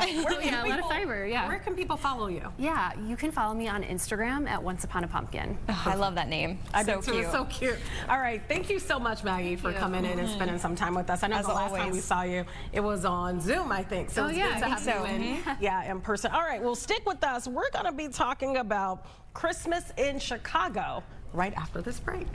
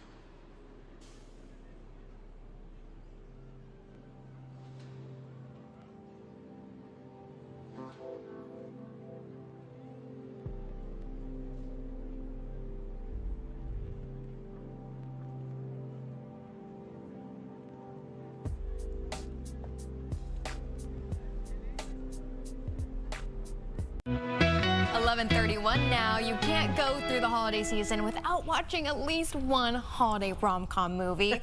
And a new independent film sets its story right here in Chicago, which is the perfect setting. Look at Grant Park there. It looks like a winter wonderland right now. We're learning more about the story with Mark Nathan, executive director, and Claudia Michelle Wallace, actor. Thanks for being here. Thanks for having us. Okay, let's talk about Christmas in Chicago. What's the inspiration for you, Mark? Because I know that you are executive director. Yeah, so Christmas in Chicago, it's such a phenomenal project. So I just recently got back in the film game, right? So I went to Loyola Chicago. I paid my way through college mainly as an actor, and I started a film festival when I was 21 and just coming out of college. So then that took me down like a 20-year path of being an entrepreneur and in the startup world. So I just got back into the film game, and so the business side of being a producer is kind of where I've landed. And so what was so interesting about this project is really like where it started was the title. Christmas in Chicago just sounds like a movie that should have been made like 50 years ago, right? Like it's just it's the most classic title on the planet, so much like franchise potential and all of this. So it really started there. We came up with a great story and script that we were really proud of. So Claudia Michelle, I have to ask you, what is your role in the film? Oh, she's good. Thank you. I play Mama Kay. I'm the matriarch of the family. My daughter Felicity in the movie is a marketing exec, and the family owns a toy store, Timeless Toys, which is a real toy store in Lincoln Park, and we're struggling a little bit. So we're struggling along with some other stores in that area in Garrett Park, aka Lincoln Square. Okay. Lincoln Square. Yeah. Square. Yeah. So struggling a little bit, and the daughter comes from downtown to Garrett Park and decides to help her mother and the rest of the stores in the Garrett Park area, like try to you know, build more clientele, get more people coming into the stores. This sounds so realistic. It right does, now. doesn't it? And honestly, you could see some of the preview we're seeing on the screen here. You can recognize some of the characters too, some of these actors. Yeah. Let's talk more about the actors in addition with Claudia, because some actors that are featured are from Chicago, correct? Yeah, our two leads, Michael Copon and Jennifer Freeman, are not Chicago-based. A lot of people might recognize them. Jen's been in so many things, so is Michael, and they're so good. Jen lights up the screen. She is so good. But so many of the supporting actors, I mean, pretty much all of them are Chicago-based, and they just steal every scene that they're in. They're so good. Tracy Greenwood, like the funny best friend, and Claudia as the mom, Julian Griffith as the son, and the brother. So yeah, Chicago as a city, and Garrett Park, Lincoln Square as a neighborhood is really just a phenomenal character in the story as well. Okay, so I must ask, when did you shoot this, and was it really snowing at the time? It was not really snowing. It was actually cold. Yes. And so a lot of these types of movies are filmed kind of in the summer, to be honest, and it's all just kind of fake snow. It looks so good. Oh, thanks. You know, that's the idea. We're trying to make some good movies. The cold was real. The cold was real. The cold was real. Just ask some of our LA folks. But they enjoyed it, and you know the businesses were such an amazing character as well. And that's what I want to talk about, because you know part of the storyline is saving a family business, right? And how were you guys able to support some of the local businesses there on Lincoln Avenue? Yeah, we worked really closely with Lincoln Square, Ravenswood Chamber of Commerce, Alderman Martin, and really just collaborated with them to make sure that it genuinely felt like Chicago. We wanted this to be as real and authentic as we could. And so Timeless Toys, Scott Freeland, Julie Mercine over at Mira Couture, they were such great early adopters and really a huge fan of the script and the project. And so, yeah, we collaborated with, I think it was a dozen different businesses were featured, real Chicago businesses. Yeah. And we're doing an ornament hunt that existed in the movie. Lincoln Square and the chamber, they said, this is a really cool idea. We'd love to do this at some point. And so this year they're actually doing it. I love it. Okay, you told me, make sure I have my phone. Yes. And you have the ornament here. Oh my gosh, okay, so this show it to the, this is so great. Camera okay, here. so at participating stores in Lincoln Square and Ravenswood, you've got these Christmas in Chicago ornaments. And go ahead and scan the back of that. Cute. So there's a QR code on the back. Okay. And you'll get a special deal. And then the special deal that'll pull up. The special deal that'll pull up. So this is for Vaca's Creamery. That's a free kids sundae. Oh, that's really neat. Which is with any purchase. Great and place. so you'll take this, let's say you're at the bookseller in Lincoln Square, you'll take this ornament, you'll scan the code, you'll bring this to Vaca's, and they will give you your special deal. But what's really cool is at Vaca's, there's ornaments for all the other stores. And so at Vaca's, there's ornaments for Gearhead. So and Gearhead, cool. they have ornaments for Timeless Toys and Perfect Cup. And Perfect Cup, there's ornaments for Pawnapaz and Platform 47 and Turn Bicycle. And so they're all kind of supporting each other, which is really fun. I'll take one before you. Oh, yeah, there you go. There's your sundae. There you go. This is 20% off a parka. Oh, yeah. There you go, at Gearhead. This is some cool stuff at Platform 47. And it's really neat for your tree, too. So yeah, and it's really cool. Very smart from a business perspective. Claudia, Michelle, I want to ask you, we've heard, in the past, for actors and actresses, go to LA, you'll have a lot of work, but it seems like there's a lot of work right here in Chicago. What was it like for you being able to film right here in the city in which you were born and raised? It's a great experience every time I get to film here. Like I said, I was born here. I grew up on the South Side. I went to school in Hyde Park. I went to Columbia College downtown. I work downtown. I work on the North Side. So Chicago is my home, and no matter where I travel, like just coming back to Chicago means so much to me. So to actually, I mean, when I first watched the movie and saw like Chicago, to me it is one of the main characters in the film, and it just brings a warmness to my heart. Like, oh my God, my city is so beautiful, and there's just so much to see and do here, and to actually be from Chicago and film a movie called Christmas in Chicago. And that's the feedback we've been getting from a lot of folks, because Chicago's one of those cities that no matter where you go, you say you're from Chicago and someone's like, oh, my sister was in Chicago, or my brother went to school there. Someone knows someone in Chicago. And sometimes when they say they're from Chicago, they're actually from Naperville, but that's okay. That's okay. That's okay. It's all We've part of called one people out on the show. It's all good. But you know, I feel like what's been so great about this movie is that everyone feels like it's just genuinely Chicago. Like it feels like Chicago. It's authentically real. We had someone who saw the screening, one of the screenings, and she paid attention to when the characters got on the train, if they were going in the right direction. She's like, it was very accurate. Because that matters. It does. That kind of stuff. Well, and I think representation is really important in that way too. You know, Chicago is not like its own country or a race of people necessarily, but you know, it's millions and millions of people that have their kind of own vibe and their own thing. So if we're going to make something that's actually Chicago, I think it's just really important that Chicago people are involved to make it feel real. And there's so much great creative things happening in Chicago, great creatives that are just kind of sticking their flag in the ground, to your point of like so many great creative projects coming to Chicago. The more actors and filmmakers and musicians and fashion people that we have that stick their flag in the ground and say, you know, let's bring some of the party here. That's what I was going to say, because looking at, you know, the scenes, I see diversity. So I do see, you know, what's representative of Chicago, and it's not just one group of people, it's all kinds of people. Someone watching right now, maybe they're like, okay, I've seen The Grinch, I've seen the Christmas movie, I've seen all of these, you know, other films. Why would you say they should add this to their list of Christmas films to see?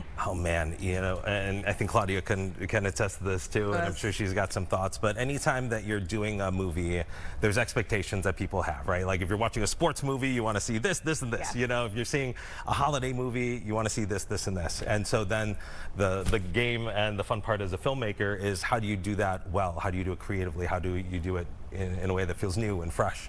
And I think that's what Christmas in Chicago is. I mean, it hits all of the right things, but it doesn't feel... It doesn't feel like a trope. It doesn't... I mean, I am a holiday rom-com movie aficionado, and this movie is that, but different, and to me, better, because there's some political intrigue, that's all I'll say, and Chicago. And like, she doesn't have to go to a small town to, you know, find her love.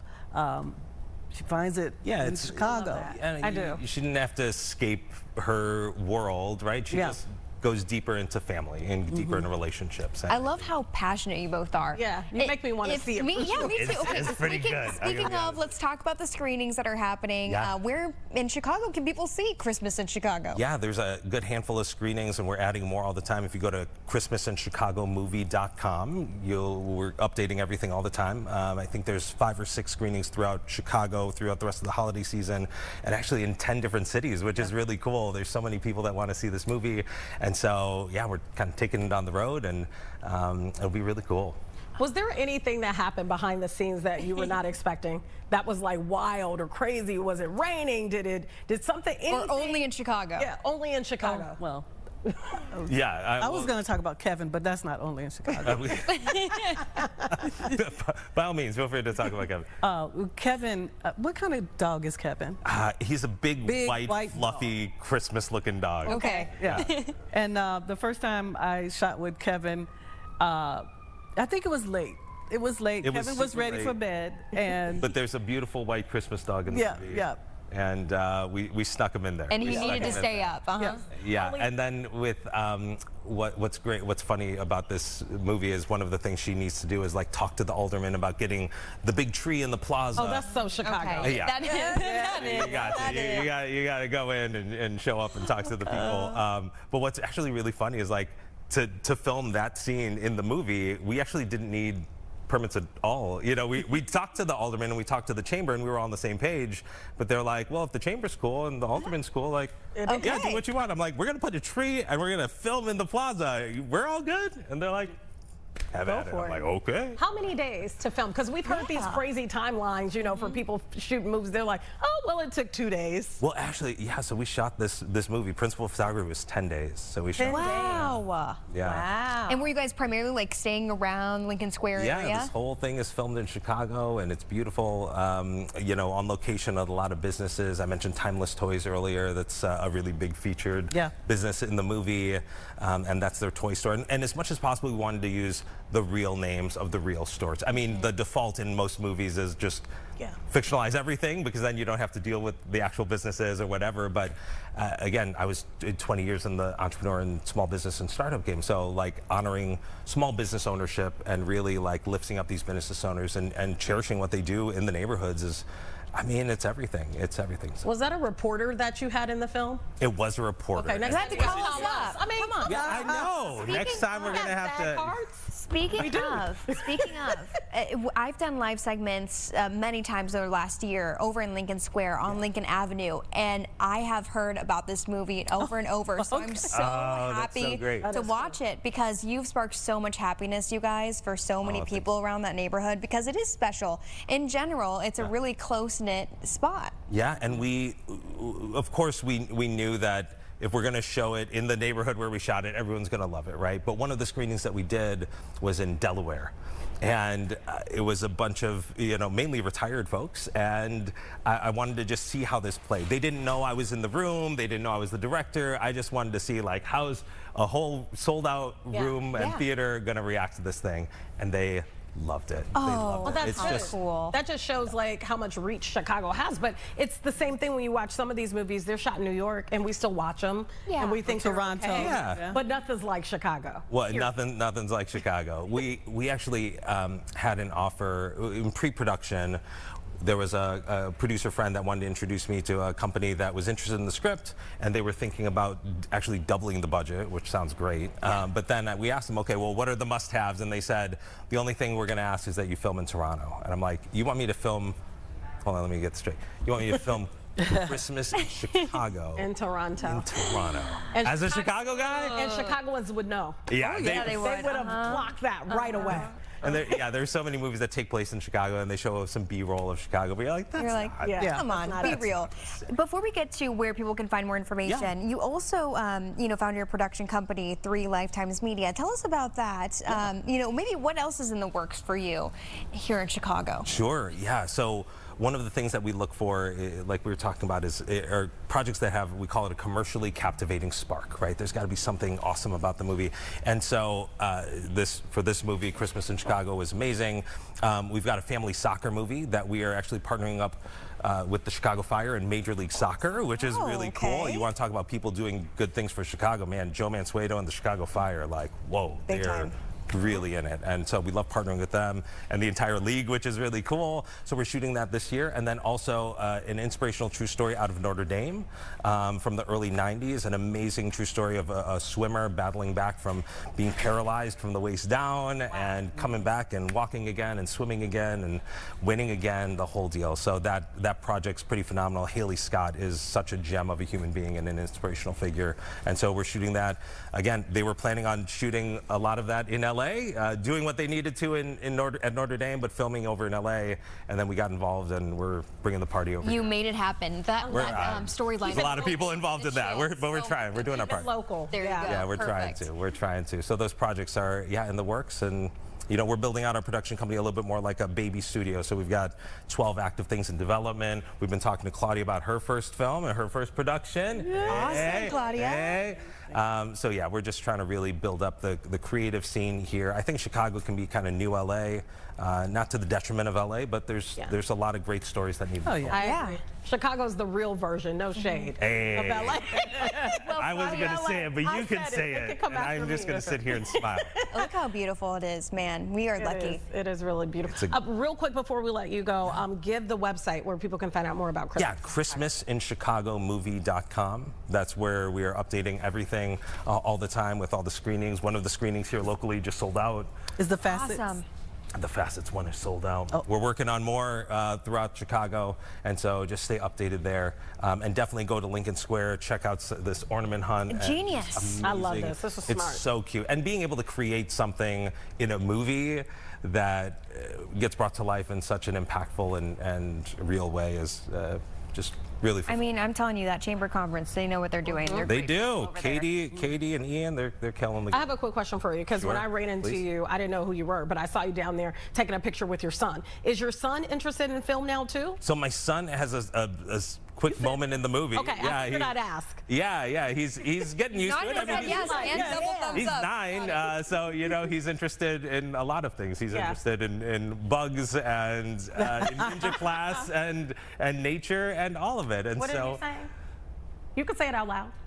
He said, "Get about it." Whatever. But yeah, he's got a couple lines in the movie, and it's a really a fun time. We try and just create sets and an environment where it's you feel good about bringing your family around. That's another thing about working with Mark is and the production. It was just so comfortable and friendly and family-like that it's. I have worked out of LA sometimes in the past, and this was just a great experience. Yeah, there's so much great talent. Claudia's, a Second City alum and the casting director at Second City, and so there's so much deep talent in Chicago, and I can't wait to have more things, more projects taking root here. Well, you can feel the warmth. Congratulations to you both and the whole team. I can't wait to watch it. And your son, too. He's there sitting with us. He's going to be the big star. All right. Thank you both so much, or all three of you, for being with us today. All right. Stay with us right here on Chicago Now. We'll have much more right after this quick break.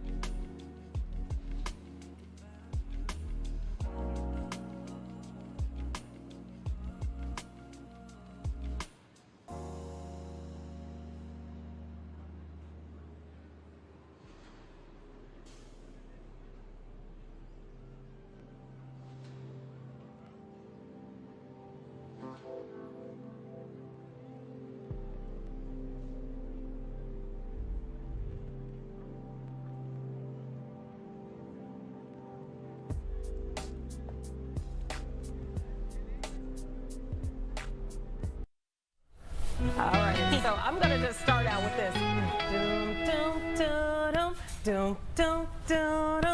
Is that the theme from Married with Children? Yes, very good. Okay, so this is a Adam funny one to have stuck in your head. It is. I don't know why it was stuck in my head. This is Adam Avora, and tonight he is on the newest episode of Fox's Celebrity Name That Tune. Thank you so much for being with us. Thank you. It's a pleasure to be here.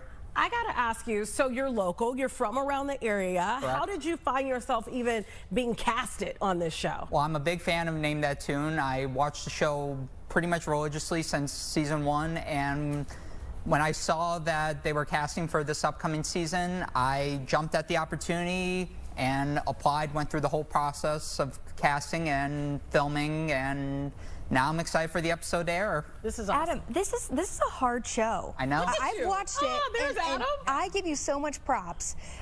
For people at home who are not familiar, just give us a little bit of a lowdown of what Name That Tune is. So basically, Name That Tune, it's the popular game show on Fox. You can, basically they play like 5 to 10 seconds of a song, and you have to name that tune like the title says. And that's part of it. And sometimes they give you clues, but you have to name it in a certain amount of notes in order to win more points. Would you say that it was tougher to do it, especially with the lights, all the cameras? Were there people there watching you too? Oh yeah, there was a live audience and everything. I thought it was easy watching it from home, but once you're there and pressure hits you, it's like a whole different ball game. Yeah, so would you say that when you were at home, were you one of those people, of course, like trying to name it? And were you correct most of the time? Majority of the time, I would say at least 90% of the time, I would get them instantly. Sometimes before the other contestants on the show get them. But then once you're there, you know, the lights hit you, the pressure's on, you gotta, I mean, it's a lot different when you're actually on the show compared to when you're watching at home. And celebrities are in the room, so That's that makes true, it even more nerve-wracking. Yeah. How long was that filming process? Because, you know, we're looking at it for a few minutes, right? But the filming can be really grueling, too, for how long you're there. Yeah, I know. I was there a whole day. There were like a few episodes taped during that day, and I didn't get to see the other episodes, but it was more nerve-wracking waiting for my turn to go up just for like 30 minutes. That's going to be on the actual show, so it was a lot of anticipation building up, and then once I got to it, you know, pressure's on. I was really excited, and I can't wait for everyone to see how it turned out. Yeah, when is it going to be airing? It's going to be airing tonight at 7 o'clock Central on your local Fox station. Okay, let's walk us through the competition. Oh, well, we can't give too much away. No, we can't. Oh, we can't give anything away. I do want to ask you this, though, because are you a music buff? I'm a huge music buff. Is there all kinds of music that you like? Is it certain genres of music that you like the most? Yeah, I love all types of music. I'm a big music fan. I grew up watching American Idol and all those shows, which meeting Randy Jackson was a big honor on top of that. And I watched Name That Tune and a lot of other shows, and I also sing karaoke in my free time back home, so I'm a music aficionado in the best sense possible. I would love to hear you sing something. I would too. What's your favorite song? Well, I like to do the raps, so like. Let me hear Okay. Without the cussing. I could do like Vanilla Ice. Is that okay? Let's do it. All right, stop, collaborate, and listen. Ice back with my brand new invention. Something grabs a hold of me tightly, fall like a harpoon, daily and nightly. Whatever, stop, yo. I don't know. Turn out the lights, and I'll go to the extreme, rock a mic like a vandal, light up a stage, watch chump like a candle, dance. Or speak of that booms, killing your brain like a poisonous mushroom, deadly. When I play a dope melody, anything less than the best is a felony. Love it or leave it. You bet I can't wait. Better hit the bullseye. The kid don't play. If there was a problem, yo, I'll solve it. Check out the hook while my DJ revolves it.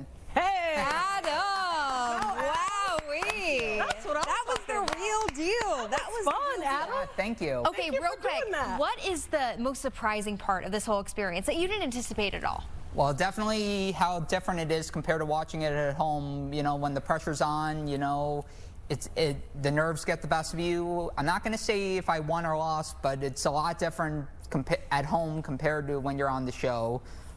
But I would definitely recommend it. If you're a fan of any of these shows, definitely go for it, because you never know how it's going to turn out. I'm happy that you got a chance to. Me too. Of course. So you flew. This was in LA that you filmed. No, it was filmed in Dublin, Ireland. What?